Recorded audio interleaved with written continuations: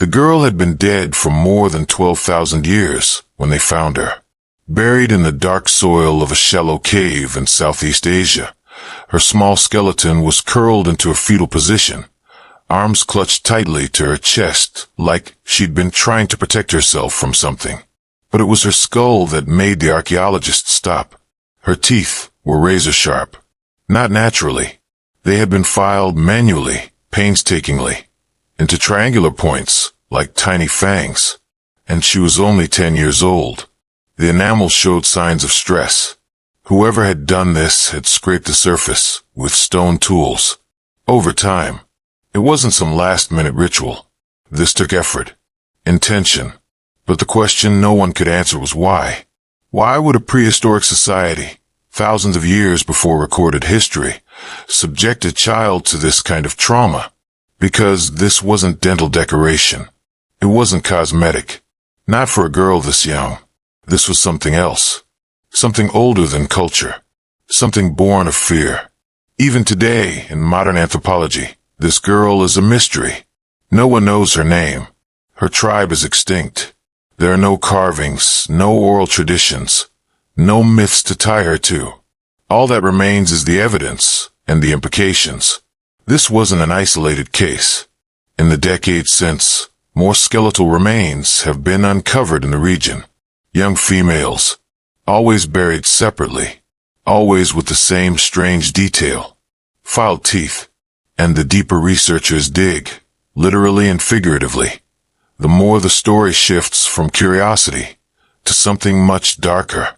Because around these burial sites, archaeologists have found other signs. Burnt animal bones arranged in circles, shards of charcoal depicting humanoid figures with exaggerated mouths. None of it makes sense. Unless what they feared wasn't symbolic. Unless they believed these children weren't fully human. One of the lead researchers described the first time he saw the girl's skull up close. He said, "It didn't look like a dental modification. It looked like a warning. Like someone had tried to reshape her into something else, or stop what was already happening." This girl wasn't a victim of fashion. She was part of something ritualistic, maybe even supernatural. But the truth, that would take decades to uncover, and it would lead scientists, historians, and forensic anthropologists down a path so strange, so fundamentally disturbing, that even now, the question remains unanswered. Was she changed to protect her, or to protect everyone else from her? Because buried beneath thousands of years of silence is a story that may never fully be told, but it's one that demands to be heard. Especially now that they've found others like her, and not just in caves, but in places much closer to us than anyone is comfortable with. The year was 2004. Deep in the limestone caves of Palawan, a remote island in the Philippines, a team of archaeologists made a discovery that would quietly rewrite what we thought we knew about early humans.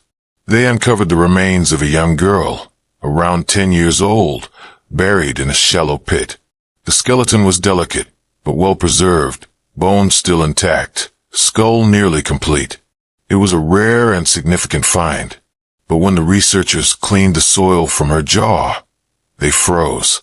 Her teeth were sharpened, not chipped by accident, not worn down by diet, deliberately filed, each one shaped into a point. Stone tools nearby carried the microscopic striations of this exact process, evidence that someone, likely an adult, had performed this painful ritual. This wasn't an isolated discovery. Over the next 2 decades, similar remains emerged from ancient burial sites across Southeast Asia, in Indonesia, Malaysia, Vietnam. Nearly all were female. Nearly all were young. And all of them had the same haunting detail. Teeth intentionally shaped into fangs. These weren't ornaments. There were no gold caps. No inlays like the Mayans used. These teeth weren't meant to dazzle. They were meant to change the face, to transform the mouth, give the wearer a predatory edge, even if she was just a child. The practice has been recorded in over 20 archaeological sites, with some specimens dating back at least 12,000 years, possibly more, predating the rise of agriculture, cities, or even written language. Anthropologists were baffled. Tooth filing in many cultures was a mark of adulthood, a rite of passage. But these girls were too young for that, and their burials lacked the honor or ceremony of such transitions. So why do it?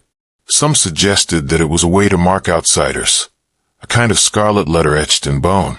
But that theory faltered when researchers noticed something stranger. The bodies were all buried apart from the others, usually in isolated pits or shallow caves, not in communal graves. It wasn't just that they were marked. It was like the rest of the tribe wanted distance. Some were found with animal bones carefully arranged beside them, often dogs or monkeys. In one case, a bird skeleton was placed directly over a girl's chest, wings outstretched.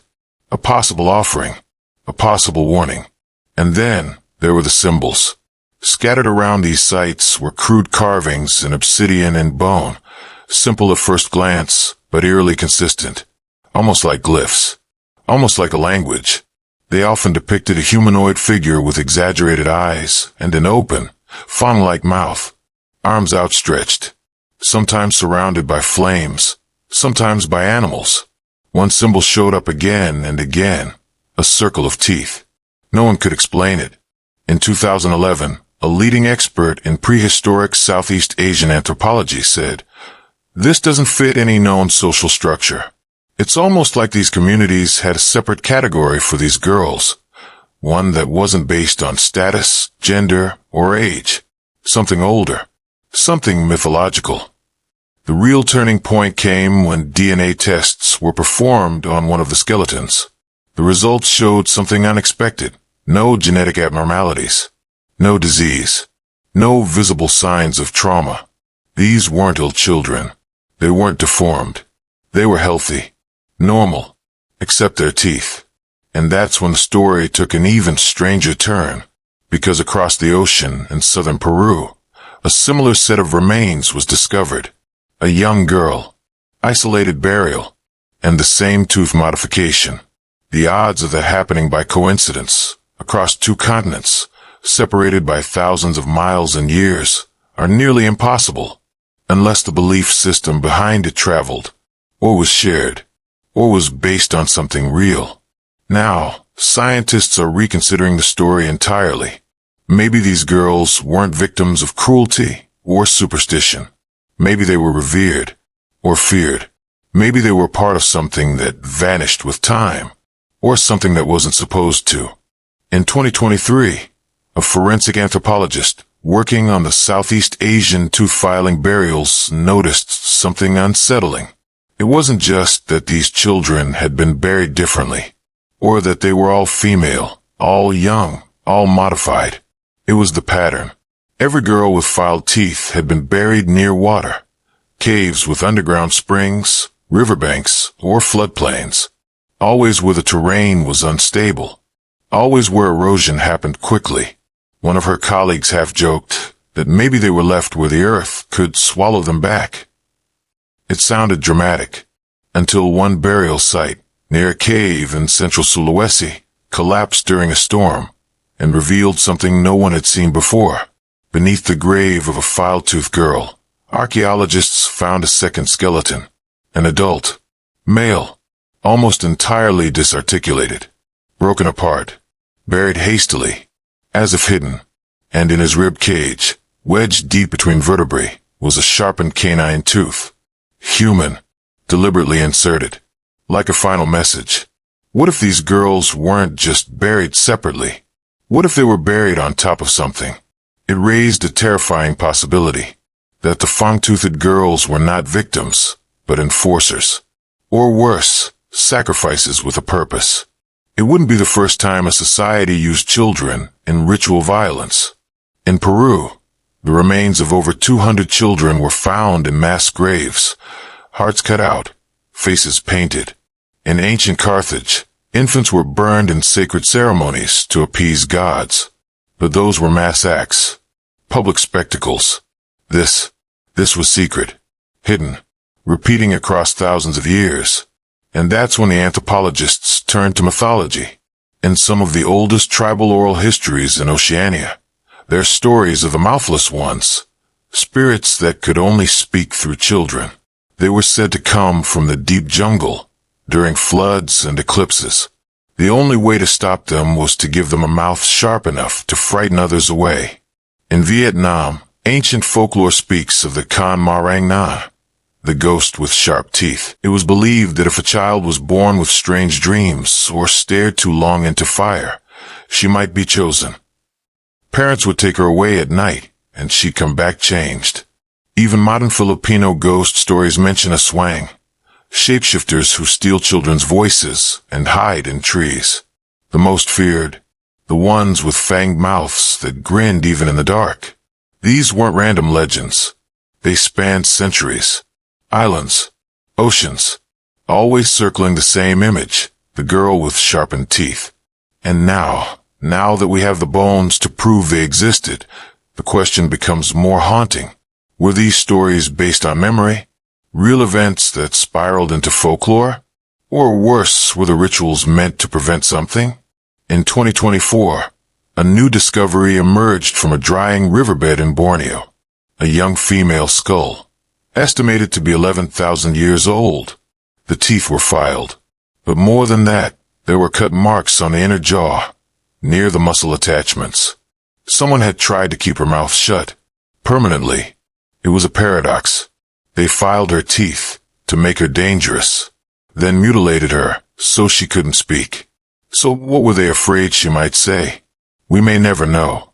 But here's the part that no one likes to talk about. In isolated regions of Southeast Asia today, there are still rumors, quiet ones. Among certain tribes, some families are said to send their girls away at night if they smile too wide or talk to the forest. They don't call it superstition. They call it remembering. So maybe the fanged girl from 12,000 years ago wasn't part of the past. Maybe she was the beginning of something older than we can imagine. And maybe she's not the last one.